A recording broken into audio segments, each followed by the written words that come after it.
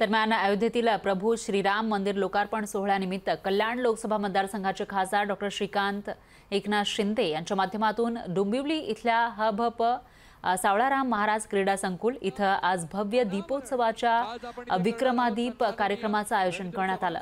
या दीपोत्सवात 1,11,111 दिवे उजळवण्यात आले। त्याची ही दृश्य आपण बघू शकताय।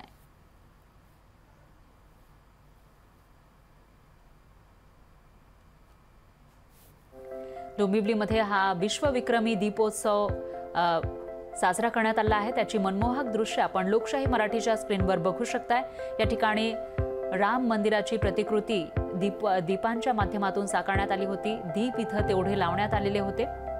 तर खासदार श्रीकांत शिंदे यांच्या पुढाकारानं हा कार्यक्रम या ठिकाणी आयोजित करण्यात आला होता आणि भाविकांनी मोठी गर्दी केल्याचं पाहायला मिळतं। इथं एक विश्वविक्रम झाला आहे दीपोत्सवाचा आणि तोच पाहण्यासाठी इथं भाविकांनी मोठी गर्दी केली आहे। अयोध्येतील प्रभू श्रीराम मंदिर लोकार्पण सोहळ्यानिमित्त कल्याण लोकसभा मतदारसंघाचे खासदार डॉ. श्रीकांत एकनाथ शिंदे यांच्या माध्यमातून डोंबिवली इथल्या हबप सावळाराम महाराज क्रीडा संकुल इथं आज भव्य दीपोत्सवाच्या विक्रमादीप कार्यक्रमाचं आयोजन करण्यात आलं आहे। तर या दीपोत्सवात 1,11,111 दिवे उजळवण्यात आले आणि त्यानंतर कशा पद्धतीने वातावरण दिसते ते आपण बघू शकताय।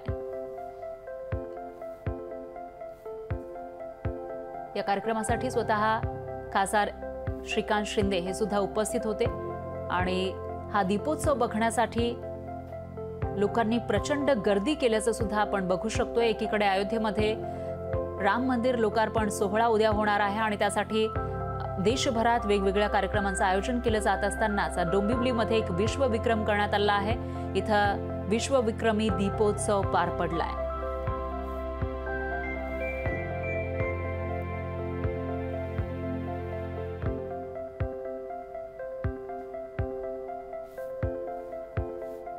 भव्य दिव्य अशी ही दृश्य आपण बघू शकतोय।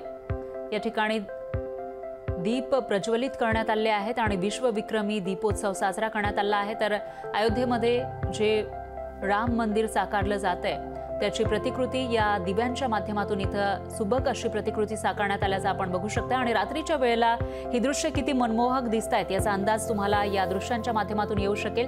दरम्यान खासदार श्रीकांत शिंदे या ठिकाणी उपस्थित होते आणि त्याचबरोबर भक्तांनी मोठी गर्दी केल्याचं दिसून आले।